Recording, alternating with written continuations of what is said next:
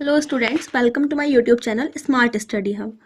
इससे previous video में मैंने आपको ट्रिग्नोमेट्री के पार्ट नंबर 1 में इंट्रोडक्शन और क्वेश्चन नंबर 5 तक डिस्कस कर लिया था एनसीईआरटी के।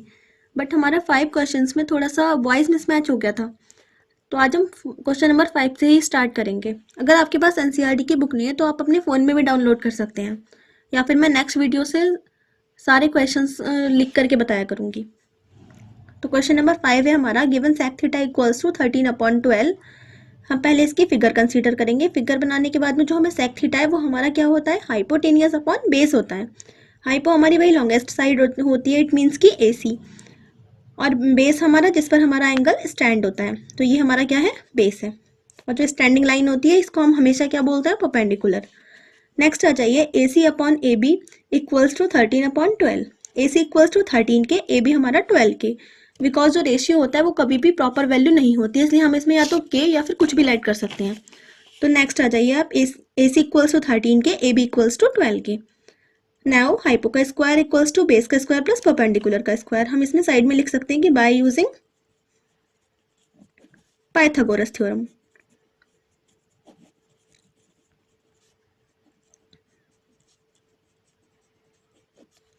नाउ हाइपो क्या है हमारा, ए सी जो हमारी लॉन्गेस्ट साइड है, और बेस क्या है हमारा ए बी, और परपेंडिकुलर बी सी। तो हमारे पास ए सी की वैल्यू भी है और बी सी भी है, बट ए सी है हमारे पास और ए बी है, बट हमारे पास बी सी नहीं है, तो हम बी सी को सेपरेटली रख के ए सी का whole square minus A B का स्क्वायर, बी सी को हम ऐसे ही रखेंगे। उसके बाद ए सी की वैल्यू क्या है 13 के, और ए बी की क्या है 12 के। इसका स्क्वायर करके और इसका स्क्वायर करके जो भी आएगा उसको माइनस करेंगे, तो हमारा आएगा बी सी 5 के। Sine theta equals to, sine क्या होता है हमारा, B C upon A C, तो 5/13। Cos theta 12/13, tan theta 5/12, cosec theta A C upon B C, और कॉट थीटा आया हमारा 12/5। इससे पहले मैंने आपको ट्रिग्नोमेट्रिक रेशियोज के सारे फॉर्मूले बताए थे, कि जैसे हमारा sec theta hypo upon base होता है। ये सारे मैं आपको इससे प्रीवियस वाले लेक्चर में बता चुकी हूँ।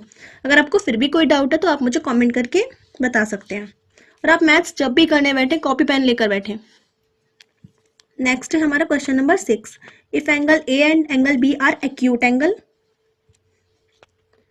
सच that cos A equal to cos B, then show that angle A equal to angle B. हमें ये प्रूफ करना है। ये क्वेश्चन हमारा इंपॉर्टेंट है।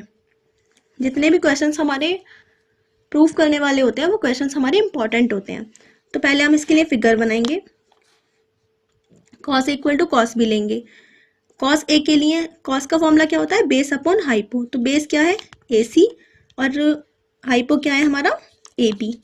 और कॉस बी के लिए जहाँ से वो हमसे बोलेगा हम वहीं से देखेंगे। अगर वो हमसे कॉस ए बोलेगा तो हम एंगल यहाँ से कंसीडर करेंगे, और अगर वो हमें बी बोलेगा तो हम एंगल यहाँ से कंसीडर करेंगे। एंगल बी के लिए हमारा जो बेस है वो बी सी है, और हाइपो हमारा ए बी है। अब हम ए सी को यहीं रखेंगे और ए बी को उठाकर इधर ले जाएंगे। जब भी इक्वल टू से कोई भी चीज़ इधर से इधर आती है तो जो हमारी चीज़ मल्टीप्लाई में होती है वो इक्वल टू के इधर जाके डिवाइड में हो जाती है, और जो डिवाइड में होती है वो हमारी मल्टीप्लाई में हो जाती है, और जो चीज़ माइनस में होती है, मतलब जो डिजिट हमारी माइनस में होगी वो हमारी प्लस में हो जाएगी, और जो प्लस में है तो इक्वल टू के इधर जाके माइनस में हो जाएगी। ये हमारा क्राइटेरिया रहता है। तो ये हमारा किस में था, डिवाइड में था, तो इधर जाके मल्टीप्लाई में आ जाएगा। तो ए बी से ए बी कैंसिल आउट हो जाएगा, तो ए C equal to B C. और हमेशा ध्यान रखना कि जो हमारी साइड्स इक्वल होती हैं उनके एंगल्स भी क्या होते हैं, हमेशा इक्वल्स होते हैं। तो ए C equal to A B है, तो ये क्या है, इसकी अपोजिट साइड है। इसके लिए हमारा एंगल ए है, इसके लिए हमारा एंगल बी है, तो इनके एंगल्स भी क्या हो गए, angle A equal to angle B. Opposite angles to equal sides are equal. अब आ जाते हैं हम क्वेश्चन नंबर 7 पर। तो क्वेश्चन नंबर 7 हमारा क्या कहता है कि कॉस थीटा इक्वल्स टू 7/8। हमें क्या फाइंड करना है, 1 plus sine theta 1 minus sine theta upon 1 plus cos theta 1 minus cos theta. तो हम पहले फिगर बनाएंगे। यहाँ पर हम एंगल थीटा लेंगे, ए बी सी कंसिडर करेंगे। Now cot theta equals to 7/8।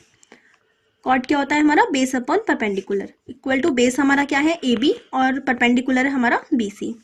A B की वैल्यू 7 और बी सी की 8। इसको हम क्या ऐड करेंगे, 7 के और 8 के। राइट एंगल में फिर हम इसमें वही पाइथागोरस यूज़ करेंगे। पाइथागोरस यूज़ करने के बाद में हम सारी वैल्यूज पुट करेंगे, तो हमारा ए C equals to under root में 113 के आ जाएगा। साइड्स कभी भी निगेटिव नहीं होती है, मैं इसे प्रीवियस लेक्चर में भी आपको बता चुकी हूँ।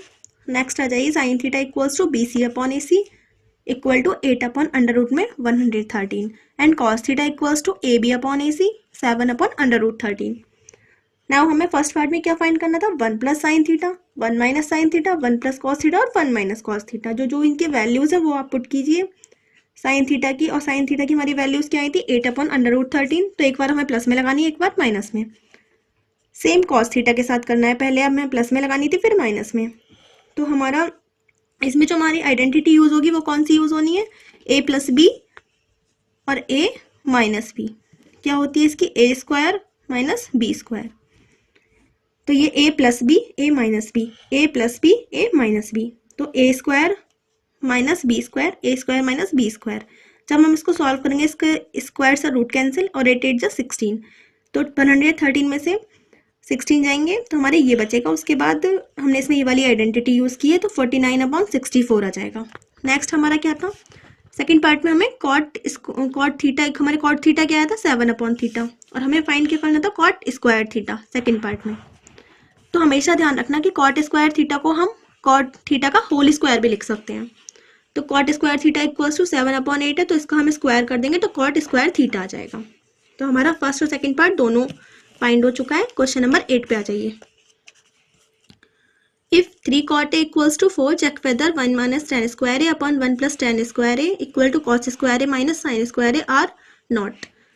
Given 3 cot a equal to 4, ये हमें गिवन है, तो ये वाली वैल्यू हमारी किस में थी, मल्टीप्लाई में थी, तो ये हमारी डिवाइड में आ जाएगी। मैंने इससे पहले भी आपको बताया था। Now cot theta equals to, cot theta क्या होता है हमारा, base upon perpendicular equals to A B upon B C. तो ए बी की वैल्यू क्या है 4, बी सी की है हमारी 3।